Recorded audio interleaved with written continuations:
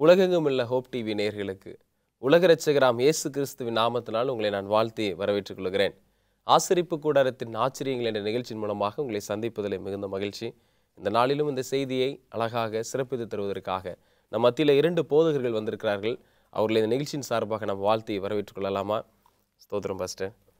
அற்புதமான பாடத்தை நாம் படித்து கொண்டிருக்கிறோம் பாஸ்டர். இன்றைக்கி கொஞ்சம் முக்கியமான ஒரு பகுதியில் வெளிப்படுத்துதல் 14ஆம் அதிகாரத்தில் சொல்லப்பட்ட முத்தூது செய்தியில் இருந்து இந்த கேள்வியை நான் துவங்குறேன். முத்தூது செய்திக்கும் ஆசரிப்பு கூடார செய்திக்கும் சம்பந்தங்கள் ஏதாவது இருக்கிறதா? அதை பற்றின ஒரு விளக்கத்தை நீங்கள் துவங்குங்க பாஸ்டர். வெளிப்படுத்தல் 14வது அதிகாரத்தில் முத்தூது என்று சொல்லக்கூடிய 3 தூதுகளை குறித்து வேதாமத்தில் நம்ம படிக்கிறோம்.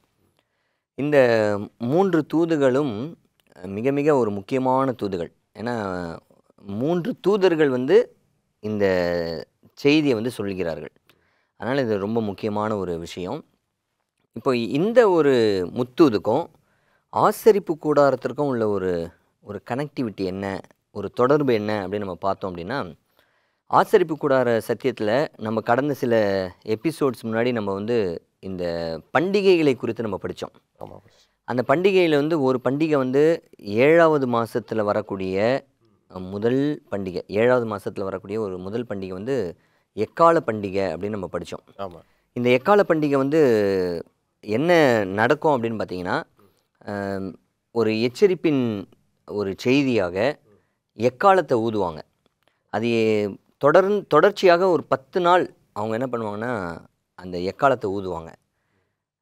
10வது நாளில் நியாயத்தீர்ப்பு நாள் வரப்போகிறது என்கிற ஒரு எச்சரிப்பை இவங்க சொல்லுவாங்க.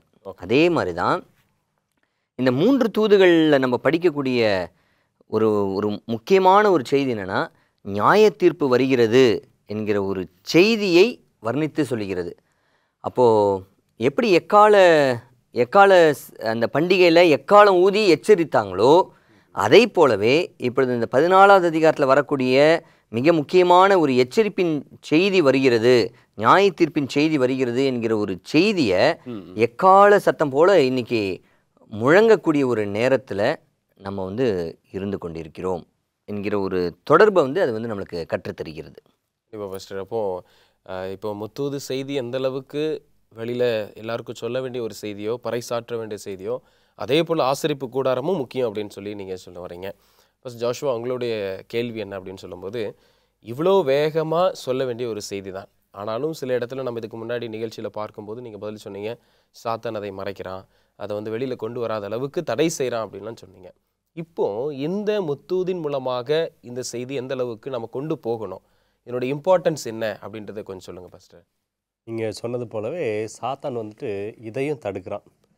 எப்படி இந்த 2300 ராப்பகல் என்கிற அந்த வார்த்தைகள் நிறைய பேருக்கு தெரியாதோ, ஓகே, யாராவது ஒருவேளை இந்த நிகழ்ச்சியை புதிதாக பார்த்தாங்கன்னா, என்னடா முத்தூது, உண்மைதான், முத்தூது எங்கே இருக்குன்னு சொல்லி யோசிப்பாங்க. நீங்கள் கேள்வி கேட்கும்போதே சொன்னீங்க வெளிப்படுத்தல் 14ஆம் அதிகாரம்னு.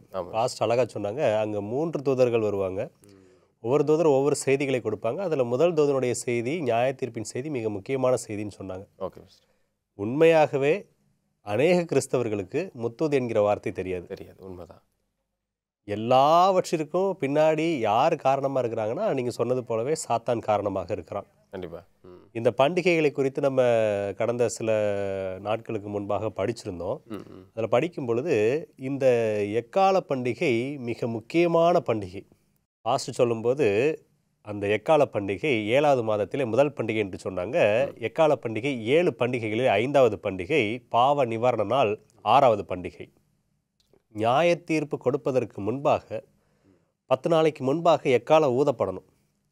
எக்காலம் ஊதப்படும் போது எல்லா ஜனங்களுக்கும் பாவ நிவாரண நாள் வரப்போகிறது, என்னுடைய பாவத்திற்கான நிவாரணம் ஆசரிப்பு கூடாரத்தில் செய்யப்பட போகிறது, இதில் பாவ நிவர்த்தி செய்யப்படாவிட்டால் என்னுடைய பெயர் இந்த ஜனத்திலிருந்து அறுப்புண்டு போய்விடும், அதாவது எனக்கும் இந்த ஜனத்திற்கும் சம்பந்தம் இல்லை என்று போய்டுன்னு சொல்லி அந்த நாட்களிலே தங்களுடைய பாவங்கள் ஏதாகிலும் இருந்தால் அதற்கான பலிகளை செலுத்துவதற்கு கொடுக்கக்கூடிய எச்சரிப்பு தான் அந்த எக்கால பண்டிகை. இந்த முத்தூது சத்தியத்தை நீங்கள் பார்த்தீங்கன்னா, நம்ம போன எபிசோடில் பார்த்தோம், ஒவ்வொரு பொருளையும் சாத்தான் தீட்டுப்படுத்தி வச்சிருக்கிறாண்டு. இந்த ஒவ்வொரு பொருளையும் ஒவ்வொரு சத்தியம் இருக்கிறது. அந்த ஒவ்வொரு சத்தியத்தையும் சாத்தான் பலவிதமாக தீட்டுப்படுத்தி வச்சிருக்கிறான்னு சொல்லி பார்த்தோம். இந்த பலிமுறைகள் அது வந்துட்டு இயேசு கிறிஸ்துனுடைய பலியை குறிக்கிறது. இயேசு கிறிஸ்து தான் நமக்கான பாவ நிவாரணம் என்று மார்ட்டின் லூத்தர் அவர் சொல்லுவார். நம்மளுடைய புண்ணியங்களால் அல்ல, இயேசு கிறிஸ்துனுடைய பலியினால் தான் சொல்லி இப்படி ஒவ்வொரு சத்தியத்தையும் ஒவ்வொருத்தர் கொண்டு வந்து வெளிப்படுத்திட்டு இருந்தாங்க. மகா பரிசுத்த ஸ்தலத்தின் சத்தியமான இந்த பாவ நிவாரண நாள் சத்தியத்தை யார் கொண்டு வந்தாங்கன்னா, இந்த முத்துவதை அறிவிக்கக்கூடியவர்கள் கொண்டு வந்தாங்க. அவர்களுடைய நாளை குறித்து நம்ம பார்க்கும் பொழுது மில்லரைட் மூவ்மெண்ட் என்று நம்ம ஆங்கிலத்தில் சொல்லுவோம். வரலாறில் மிக முக்கியமான ஒரு சம்பவம். ஆனால் இந்த சம்பவத்தை குறித்து நம்ம வரக்கூடிய நாட்கள்லையும் படிப்போம். அதில் என்ன நடந்துச்சு, அதனுடைய விளைவு என்ன, அதன் பின்பாக என்ன கூட்டத்தார் மீதம் இருந்தாங்க என்பதெல்லாம் நம்ம பார்ப்போம். இப்போ ஏன் அவங்கள பற்றி மென்ஷன் பண்ணுறேன்னு சொன்னால், இயேசு கிறிஸ்துனுடைய நியாய தீர்ப்பு வரப்போகிறது என்கிற செய்தியை உறக்க சொன்னதுக்கான காரணம் என்ன அப்படின்னு சொன்னால், அந்த 2300 ராப்பகளுடைய நிறைவு பாஸ்ட் 1844ன்னு சொல்லியிருந்தார். எப்படி பாவ நிவாரண நாளுக்கு கொஞ்சம் முன்னாடி எக்காலம் ஊதப்பட வேண்டுமோ, அதே போல் 1844க்கு முன்பதாக, சில வருடங்களுக்கு முன்பதாக 1830 அந்த காலகட்டங்களிலே இந்த சத்தியமானது, இயேசு கிறிஸ்துவை தொழுது கொள்ளுங்கள், வானத்தையும் பூமியை நீரூற்றுகளை உண்டாக்கினவரை தொழுது கொள்ளுங்கள், அவர் நியாயத்தீர்ப்பு கொடுக்கப் போகிறார் என்கிற இந்த செய்தி வேகமாக பரவினது. அமெரிக்க தேசத்திலும் ஐரோப்பா தேசத்திலும் வேகமாக பரவியது. காரணம் என்னன்னு சொன்னால், பாவ நிவாரண நாளுக்கு முன்பாக எக்கால பண்டிகை எப்படி மக்களை அந்த பாவ நிவாரண நாளுக்கு ஆயத்தப்படுத்தியதோ, அதே போல் 1844ஆம் ஆண்டு சம்பவத்திற்காக அநேக நாட்களுக்கு முன்பாக இந்த சத்தியங்களானது தேவனுடைய ஆவியானவரால் வில்லியம் மில்லர் என்பவருக்கு வெளிப்படுத்தப்பட்டு அந்த சத்தியங்கள் மக்களுக்கு போதிக்கப்பட்டது, மக்கள் எச்சரிப்படைய வேண்டும் என்பதற்காக. ஆனால் இது சாத்தானுக்கு பிடிக்காததுனால அன்றும் வஞ்சகங்களை வைத்தான், ஏமாற்றங்களை கொடுத்தான், இன்றும் வஞ்சகங்களை வைத்து கொண்டிருக்கிறான். நல்ல சுவாரஸ்யமான தகவலுக்காக நன்றி பாஸ்டர். ஒரு சிறிய இடைவெளி பிற்பாடு நம்ம போவோம். நேயர்களே, ஒரு சிறிய இடைவெளி பிற்பாடு மீண்டும் நம் நிகழ்ச்சிக்கு நாம் செல்லலாம்.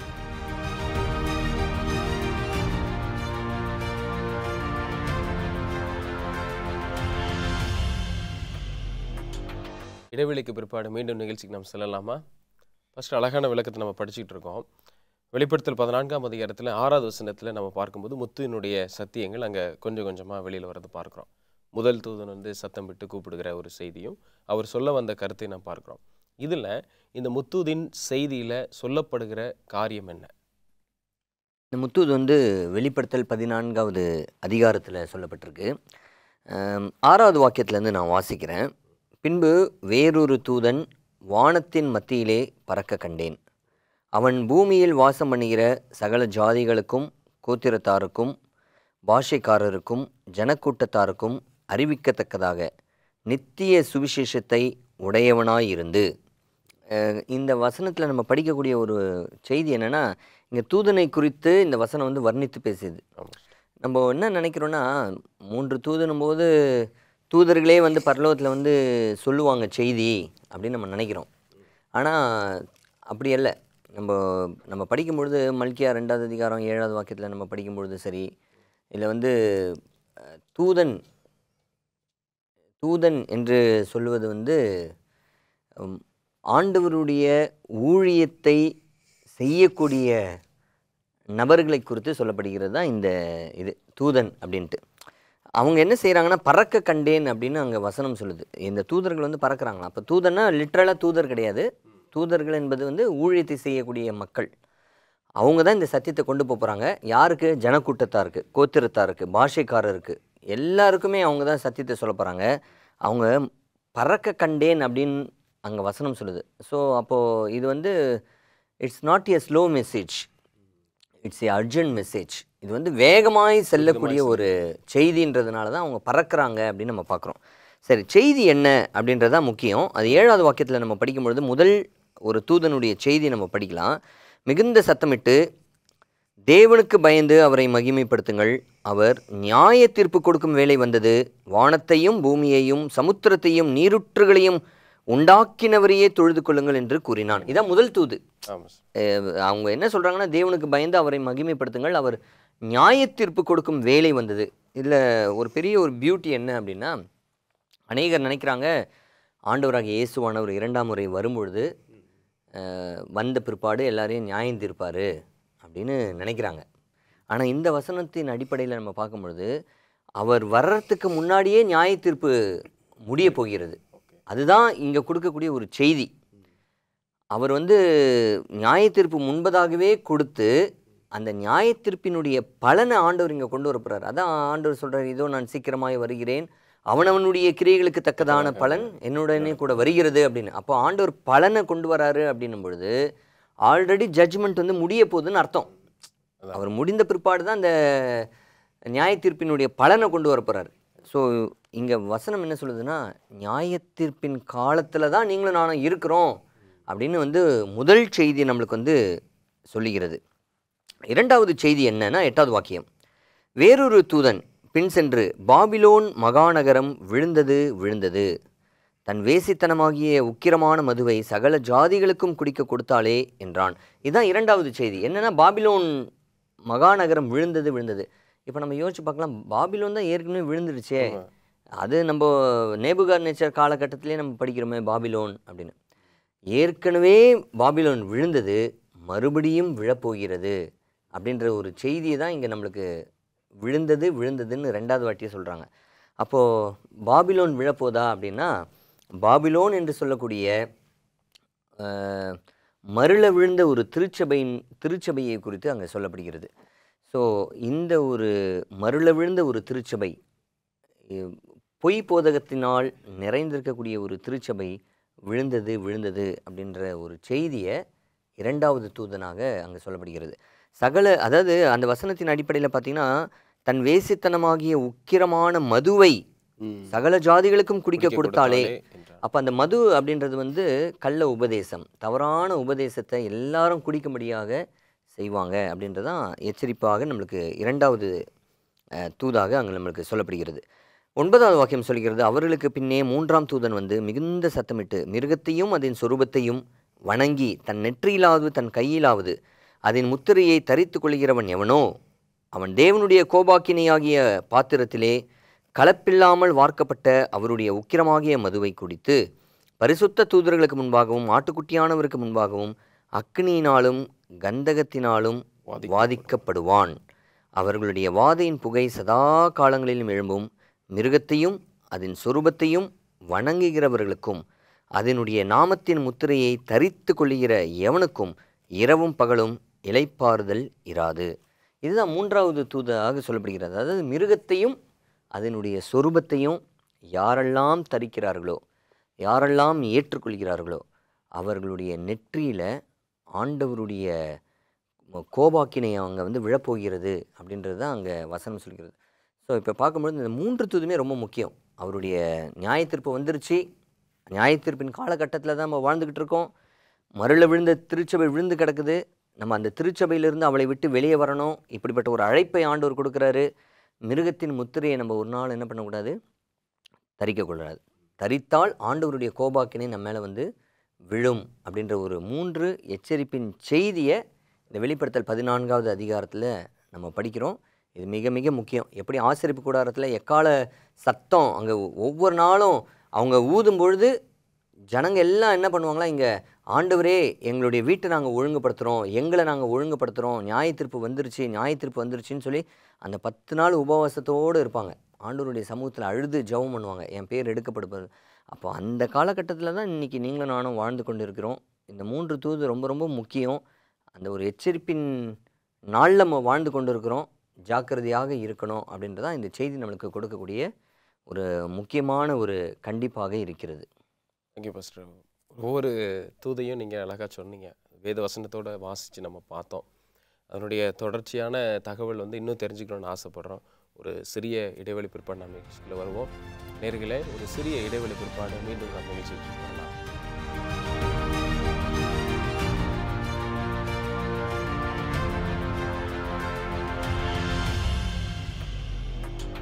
இடைவெளிக்கு பிற்பாடு மீண்டும் நிகழ்ச்சிக்கு நாம் செல்லலாமா?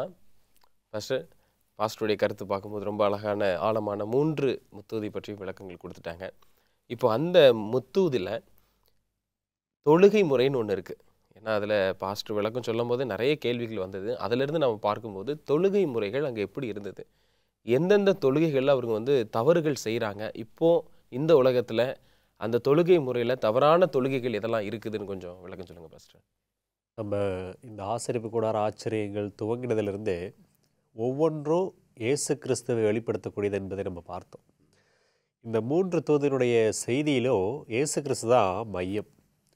முதல் செய்தியில் நம்ம பார்க்கும் பொழுது தேவனுக்கு பயந்து அவரை மகிமைப்படுத்துங்கள், அவர் நியாய தீர்ப்பு கொடுக்கும் வேலை வந்தது. நியாய தீர்ப்பை பற்றி பாஸ்டர் சொன்னாங்க. அதை குறித்து இன்னும் நம்ம அதிகமாக படிக்க போகிற வரக்கூடிய நாட்களில் அதில் பிற்பகுதியை பார்க்கும் பொழுது வானத்தையும் பூமியையும் சமுத்திரத்தையும் நீரூற்றுகளையும் உண்டாக்கினவரையே தொழுது கொள்ளுங்கள்.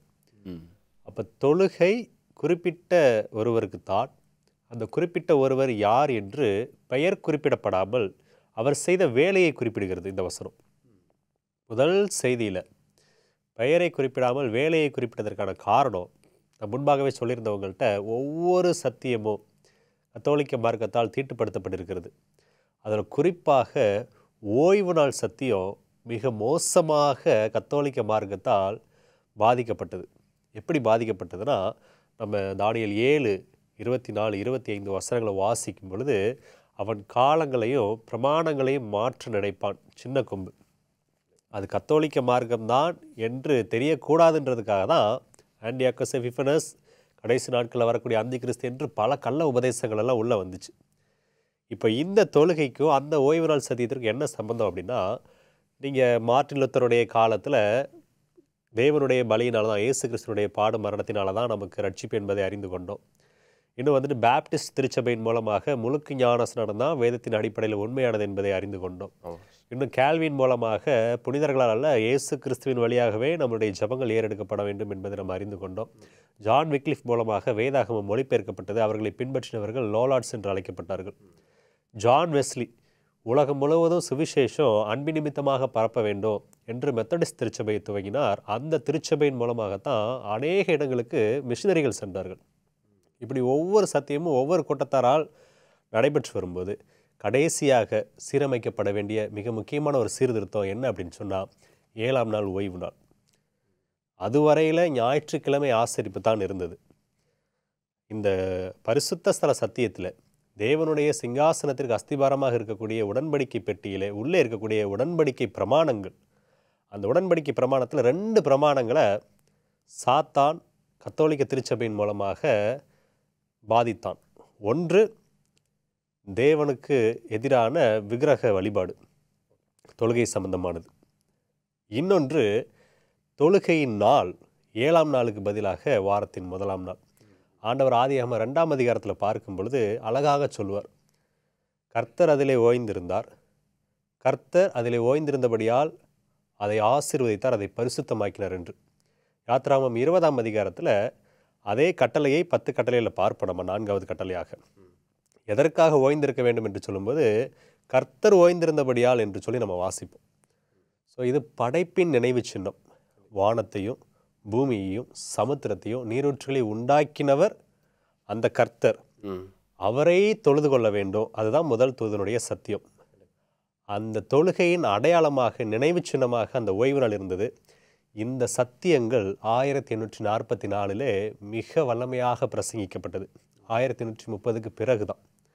அதுவரையிலே இருண்ட கால அந்த போதனைகள் மூலமாக மறைக்கப்பட்டிருந்த காரியங்கள் ஒவ்வொரு சத்தியமாக தேவனால் சீர்திருத்தவாதிகள் மூலமாக வெளிக்கொண்டு வரப்பட்டது போல இந்த ஓய்வு நாள் சத்தியமும் வெளிக்கொண்டு வரப்பட்டது. தொழுகை யாருக்கு என்று சொன்னால் நம்மை உண்டாக்கின தேவனுக்கு மட்டும்தான், மற்ற விக்கிரகங்களுக்கு அல்ல. அந்த தொழுகைக்குரியவருக்கான நாள் 7ஆம் நாள் தான் என்பதை சொல்லக்கூடிய ஒரு சத்தியமாக இந்த முதல் தூதனுடைய சத்தியம் இருக்கிறது. தேங்க்யூ பாஸ்டர், நல்ல அழகான ஒரு விளக்கம். பாஸ்டர், இப்போது பாஸ்டர் சொல்லும் பொழுது அதனுடைய வஞ்சகத்தன்மை தான் தொடர்ந்தே வருது.